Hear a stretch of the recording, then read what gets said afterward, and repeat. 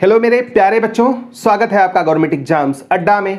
बच्चों, इस वीडियो में हम क्लास 10th और क्लास 12 के बच्चों के एग्जाम के बारे में बहुत इंपॉर्टेंट बात करने वाले हैं। जब से सीबीएसई ने नया नोटिस जारी करके सीबीएसई के टर्म 1 एग्जाम की गाइडलाइन जारी की है, स्कूलों को बताया है एग्जाम कैसे होगा, बच्चों को बताया है क्या लेकर जाना है क्या नहीं लेकर के जाना है, पूरी डिटेल गाइडलाइंस आ गई हैं और इसमें सीबीएसई ने सब कुछ बता दिया है। कितनी देर का एग्जाम होगा, क्वेश्चन पेपर कैसे डाउनलोड होगा, ओएमआर सीट कैसे डाउनलोड होगी, परीक्षाएं कहां कहां होंगी, बच्चे एग्जाम कैसे देने जाएंगे, व्यवस्था क्या क्या करनी है। और साथ ही में सीबीएसई ने कहा है कि 9 नवंबर को हम बच्चों का रोल नंबर भी जारी कर देंगे और रोल नंबर के साथ में डिटेल गाइडलाइंस भी आएंगी, तब बच्चों को बहुत कुछ पता चलेगा। अब इसी गाइडलाइंस की वजह से, इसी नोटिस की वजह से सीबीएसई के प्राइवेट, इंप्रूवमेंट और कंपार्टमेंट बच्चों की धड़कनें बढ़ गई हैं और वो बच्चे और ज़्यादा परेशान हो गए हैं। क्यों, इसके बारे में मैं चर्चा करूंगा ही। लेकिन बच्चों, कल मैंने एक इंपॉर्टेंट छोटा सा क्वेश्चन पूछा था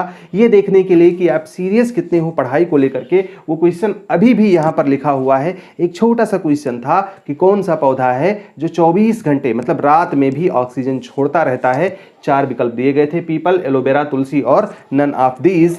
और बड़े दुर्भाग्य की बात है कि एक भी क्वेश्चन का आंसर हमें सही नहीं मिला। आप में से जिन लोगों को इसका सही आंसर पता हो कमेंट करके हमें जरूर बता देंगे। अब बच्चों, बात करते हैं सीबीएसई के प्राइवेट, इंप्रूवमेंट और कंपार्टमेंट एग्जाम बच्चों के फॉर्म के बारे में। देखो बच्चों, आप लोग परेशान हो, पता है आप लोगों के फॉर्म्स नहीं आए और सीबीएसई आप लोगों के बारे में कुछ कह भी नहीं रही है, इसलिए परेशान होना लाजमी है। और कितनी परेशान हो इस बात का अंदाज़ा इसी बात से है कि मैं बार बार, आप लोग में से कई बच्चे कह रहे हैं कि सर बार बार वीडियो मत बनाइए।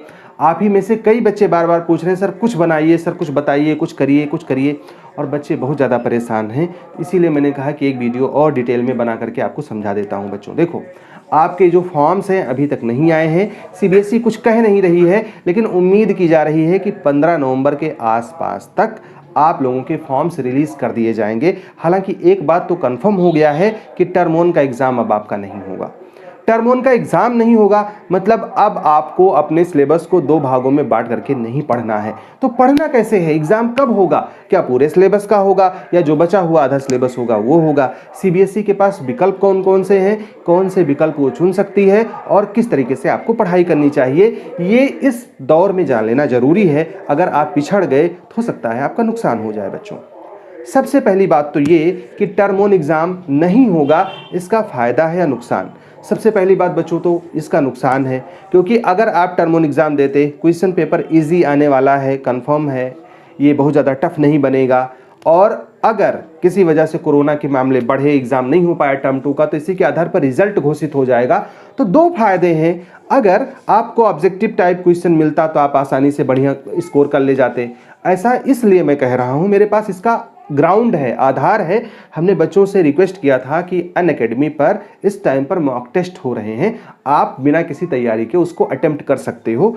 बहुत सारे बच्चों ने अटेम्प्ट किया और बड़ा अच्छा स्कोर आया। सोचो अगर आपका वहाँ स्कोर अच्छा आ रहा है जबकि स्टैंडर्ड क्वेश्चन पेपर वहाँ पे अपलोडेड है, उस कंडीशन में आप तो यहाँ और अच्छा स्कोर करते। तो इसमें स्कोर तो आपका बढ़िया हो ही जाता टर्म 1 में। दूसरा, अगर किसी वजह से टर्म 2 के एग्जाम नहीं हो पाते तो फिर से सीबीएसई ये कहकर के पल्ला नहीं झाड़ती कि इनका कोई रिकॉर्ड हमारे पास नहीं है। टर्म 1 एग्जाम के आधार पर आपके एग्जाम का रिजल्ट घोषित हो जाता।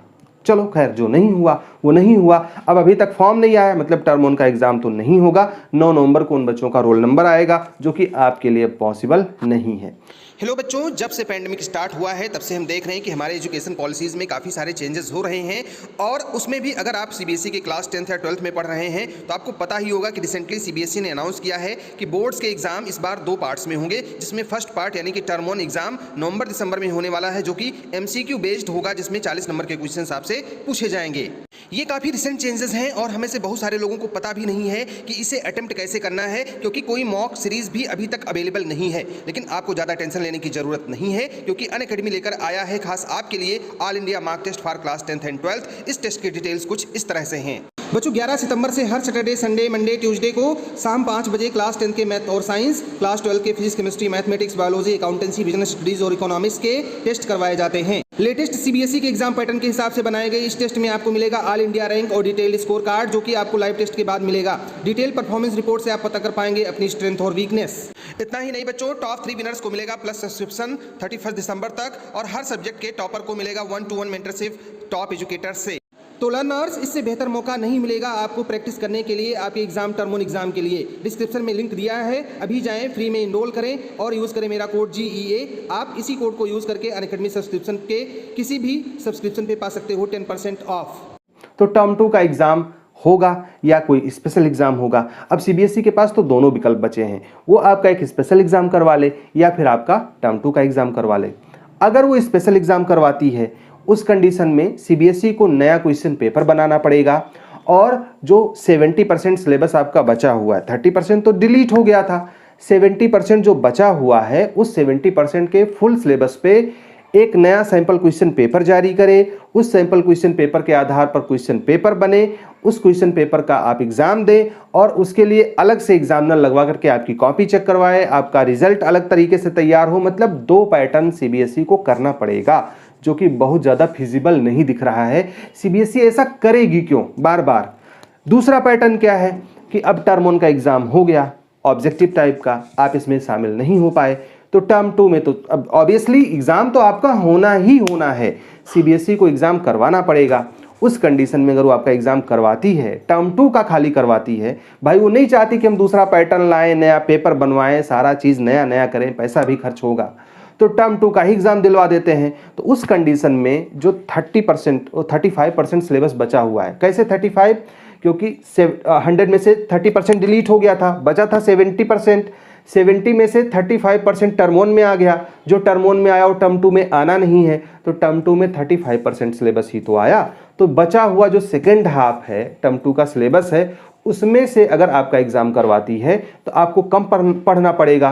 प्लस CBSE को 2 क्वेश्चन पेपर नहीं बनवाने पड़ेंगे अलग अलग, उन्हीं के साथ आपका एग्ज़ाम हो जाएगा, उन्हीं के साथ कॉपी चेक हो जाएगी और उनके साथ में आपका रिजल्ट आ जाएगा।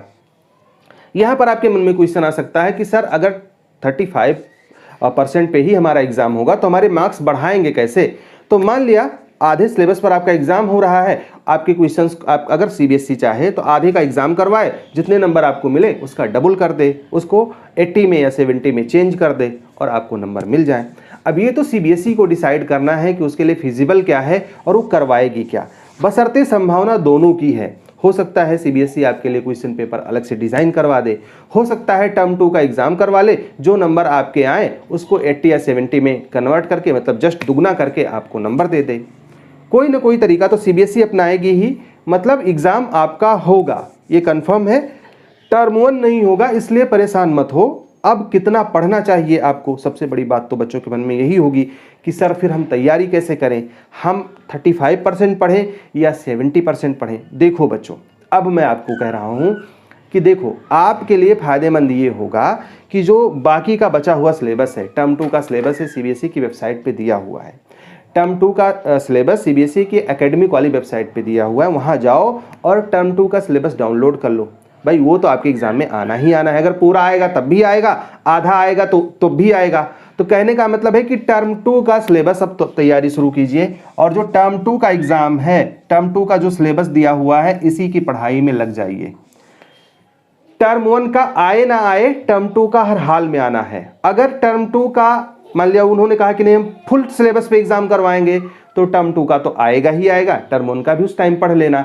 अभी आपको करना ये चाहिए कि टर्म 2 की पढ़ाई शुरू कर देनी चाहिए, क्योंकि टर्म 1 एग्जाम नहीं होना है, टर्म 2 का एग्जाम डिस्क्रिप्टिव होना है। अगर CBSE ने कहा नया क्वेश्चन पेपर नहीं बनवाएंगे, इसी पे पढ़ाई करवाएंगे, तो टर्म 2 की पढ़ाई आज से अगर आप शुरू कर दोगे तो 10 कदम आगे रहोगे। ये बहुत अच्छी बात है कि अगर आप इस बात को मान लो।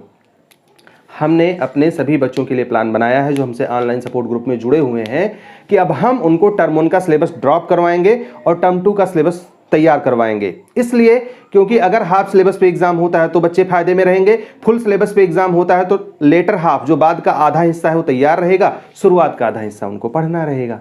तो कहने का मतलब जो दुविधा वाली स्थिति है उसमें भी उनकी पढ़ाई अच्छी तरीके से हो जाएगी। बाकी आप क्या सोच रहे हो ये हमें कमेंट करके बताना, और अगर वीडियो अच्छा लगा होगा तो अपने दोस्तों में शेयर कर देना और वीडियो को लाइक करके जरूर जानना। साथ ही में अगर आपने लास्ट तक ये वीडियो देखा है तो कमेंट करके बता देना कि आप किस जगह से ये वीडियो देख रहे हो। बच्चों, हमारी ढेर सारी शुभकामनाएं आपके साथ में हैं।